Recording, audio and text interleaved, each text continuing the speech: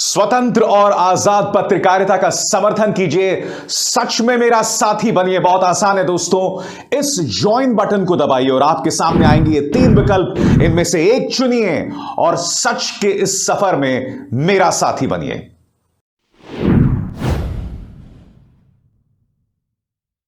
नमस्कार दोस्तों, मेरे इस मंच पर मैं अभिसार शर्मा आपका स्वागत करता हूं। आज पश्चिमी उत्तर प्रदेश में अखिलेश यादव और जयंत चौधरी ने जोरदार दस्तक दी है। दोस्तों, इन तस्वीरों में देखिए, पश्चिमी उत्तर प्रदेश का प्रतीक यानी कि गन्ना के साथ किसान नेताओं और समाजवादी पार्टी समर्थक नेताओं के साथ अखिलेश यादव और जयंत चौधरी यहां दिखाई दे सकते हैं। मगर आज उधर अतरौली में अमित शाह जो हैं वो अखिलेश यादव और राहुल गांधी पर हमला बोल रहे थे।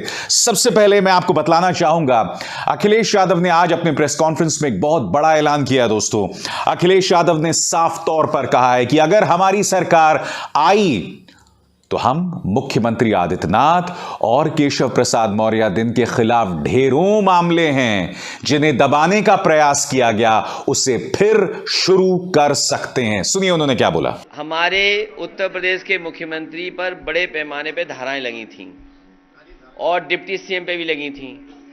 दोनों पे जितने मुकदमे थे इतने तो आईपीसी में सेक्शन नहीं बने हुए। जहां तक समीक्षा का सवाल है, मुख्यमंत्री जी पर गंभीर धाराएं हैं। अगर कोई दरखास्त देगा तो उस पर विचार किया जाएगा। दोस्तों, बात यहां नहीं रुकी। अखिलेश यादव बार बार इस बात पर जोर दे रहे थे कि यह चुनाव जो है भाईचारा बनाम नफरत के बीच में है। और उनसे पत्रकारों ने सवाल किया कि मुख्यमंत्री आदित्यनाथ ने कहा था कि 10 मार्च के बाद सारी गर्मी निकाल दूंगा मैं विपक्ष की। तो अखिलेश यादव ने कहा कि मुख्यमंत्री की भाषा से पता चल रहा है कि वो किस तरह से बौखला गए हैं। सुनिए अखिलेश यादव को। और मुख्यमंत्री जी की भाषा ये पहले दिन मैं नहीं सुन रहा हूं। पहले दिन की ये बात नहीं है जिस तरीके से वो बात कर रहे हैं। और मैं तो कहूंगा कि इलेक्शन कमीशन इस बात की नोटिस ले कि एक मुख्यमंत्री की भाषा ही नहीं हो सकती। और जहां तक गर्मी का सवाल है, जिस दिन गर्मी खत्म हो जाएगी उस दिन हम लोग मर जाएंगे। जितने भी हम लोग बैठे हैं, अगर गर्म खून हमारे अंदर नहीं बहे तो हम जिंदा क्या रहेंगे। लेकिन जहां तक सवाल मुख्यमंत्री जी का है, उनका एफिडेविट देखिए, कितनी धाराएं उनके ऊपर थीं। भारतीय जनता पार्टी सोच रही है कि गलती तो नहीं कर दी उन्हें मुख्यमंत्री बना करके। तो ये जो मुख्यमंत्री जी के अंदर गर्मी आ रही है, वो इसलिए गर्मी आ रही है कि ये टिकट जगह जगह मांग रहे थे। इनकी मनपसंद टिकट उन्हें नहीं मिली, उन्हें वापस उन्हें घर भेज दिया गया है। प्रधानमंत्री जी ने इन्हें पैदल पैदल चलाया। जो पैदल पैदल चल रहे हैं और बेदल हैं, कभी मुख्यमंत्री से पूछेगा उनका दल कौन सा है, क्या वो भारतीय जनता पार्टी के सदस्य हैं। और भारतीय जनता पार्टी ने तय किया है कि जिस तरीके से इन्हें पैदल पैदल चलाया, आने वाले समय में इनको कुछ मिलने वाला नहीं है। इसलिए इनकी भाषा बदल गई है। और जब से गठबंधन के लोग और गठबंधन के लोगों को समर्थन मिला है, इनके चेहरे पर तोते उड़ गए। और दोस्तों, अब मैं आपको बतलाना चाहूंगा कि आखिर किस बयान का जिक्र यहां पर अखिलेश यादव कह रहे थे। किस तरह से गर्मी निकालने की बात मुख्यमंत्री आदित्यनाथ ने कही थी, आप खुद सुनिए। एक गर्मी जो अभी किराना में और मुजफ्फरनगर में कुछ जगह दिखाई दे रही है ना, ये सब शांत हो जाएगी इसके बाद। क्योंकि गर्मी कैसे शांत होगी, ये तो मैं मई और जून में भी इसको बहुत शिमला बना देता हूं। तो कहीं ना कहीं अखिलेश यादव ऐसे ही बयानों का जिक्र कर रहे थे। वो बार बार यही कह रहे थे कि मुख्यमंत्री जो हैं वो तमाम भाषाई हदों को पार कर रहे हैं और इस तरह की बयानबाजी कर रहे हैं। और दोस्तों, यही वजह है कि अखिलेश यादव ये कह रहे हैं कि भारतीय जनता पार्टी को जीत का एकमात्र रास्ता दिखाई देता है और वो है डर।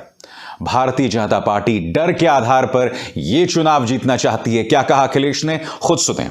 और डर का चुनाव भी है। भारतीय जनता पार्टी के लोग डरा करके चुनाव लड़ना चाहते हैं। मैं आने वाले समय में भरोसा दिलाता हूं कि जिस तरीके से 100 नंबर जो अब 112 हो गई है, पहले तय था कि हर 8 किलोमीटर पे एक गाड़ी होगी या 12 किलोमीटर के बीच में गाड़ी होगी। अगर कानून व्यवस्था को और ठोस कानून व्यवस्था मजबूत करने के लिए अगर गाड़ियों को बढ़ाना भी पड़ेगा और फोर्स को बढ़ाना पड़ेगा, तो समाजवादी सरकार में फोर्स बढ़ेगी। अभी तो पुलिस को जो इंतजाम किया था कि 15 मिनट में पहुंच जाए, 20 मिनट में पहुंच जाए, लेकिन जब गाड़ियां दुगनी हो जाएंगी तो मैं समझता हूं पुलिस का रिस्पांस सिस्टम जो बनाया था समाजवादियों ने, वो कम समय में मदद के लिए पहुंच जाएगा और जो भी कानून व्यवस्था के साथ खिलवाड़ करेगा उसके ऊपर सख्त से सख्त कार्रवाई होगी।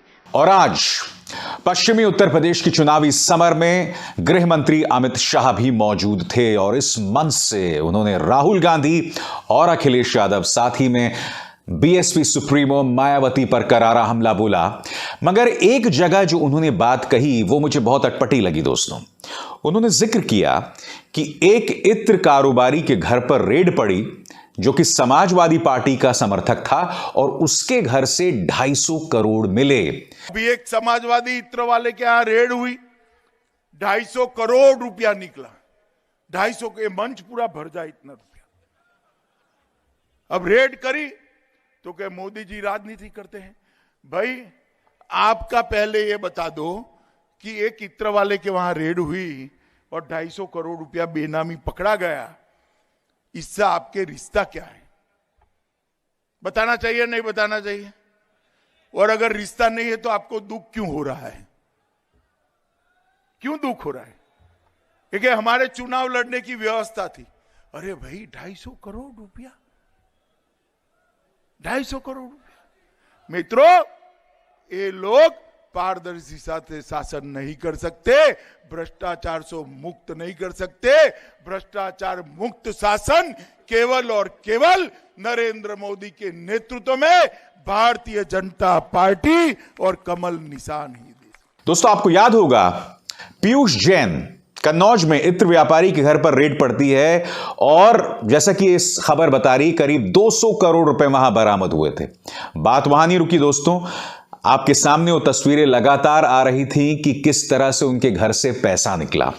मैं आज गृह मंत्री अमित शाह से पूछना चाहता हूं, गृह मंत्री अमित शाह, खुद मोदी सरकार की जीएसटी इंटेलिजेंस ने अदालत में कहा कि पीयूष जैन के घर जो ये पैसा मिला है वो उनकी अपनी कमाई है, टर्नओवर है। जिस शब्द का इस्तेमाल उन्होंने अदालत में किया वो टर्नओवर है। यही नहीं, पीयूष जैन ने अदालत में इसी दलील का इस्तेमाल करते हुए कहा कि मुझे बेल दी जाए। और सबसे बड़ी बात, अमित शाह को इस सवाल का जवाब देना है कि पीयूष जैन इत्र जो है वो दिया करते थे शिखर पान मसाला को, वो शिखर पान मसाला जिसके घर जीएसटी इंटेलिजेंस पहुंची और रहस्यमय तरीके से वो रेड जो है बीच में ही गायब हो गई।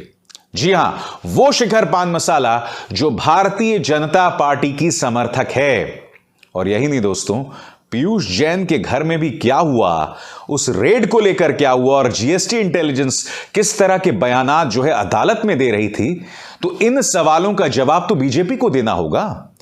पीयूष जैन, जहां तक मैं जानता हूं, एक स्वतंत्र कारोबारी हैं, मगर अगर उनके कोई लिंक्स जुड़ते दिखाई देते हैं वो तो बीजेपी से हैं।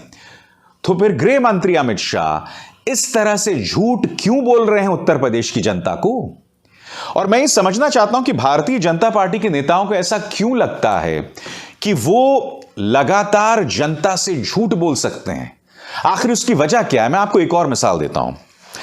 बार बार जो अखिलेश यादव कह रहे हैं ना कि मुख्यमंत्री आदित्यनाथ झूठ का इस्तेमाल कर रहे हैं, नफरत का इस्तेमाल कर रहे हैं, आपको याद होगा उन्होंने ये बयान दिया था जो आपके स्क्रीन पर है।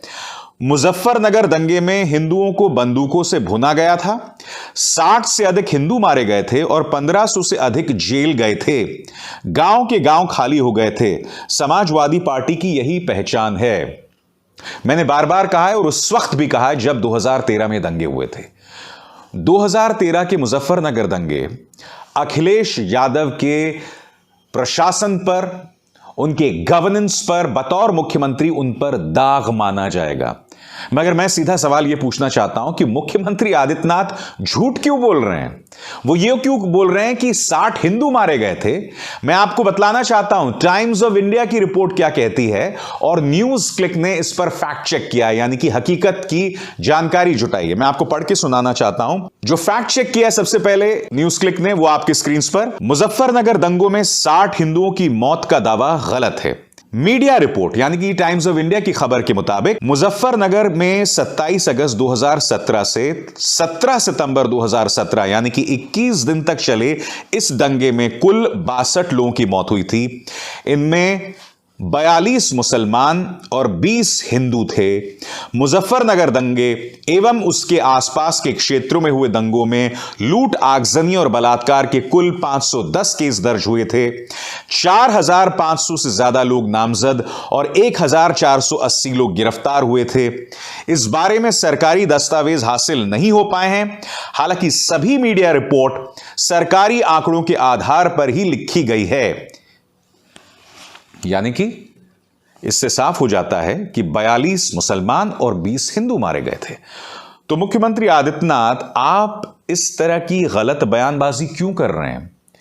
क्या भारतीय जनता पार्टी को लगता है कि हिंदू वोट्स भड़काकर, झूठे बयान देकर ही हासिल हो सकते हैं? आखिर मुख्यमंत्री आदित्यनाथ और गृह मंत्री अमित शाह ऐसा क्यों कर रहे हैं? क्यों गलत बयानी कर रहे हैं?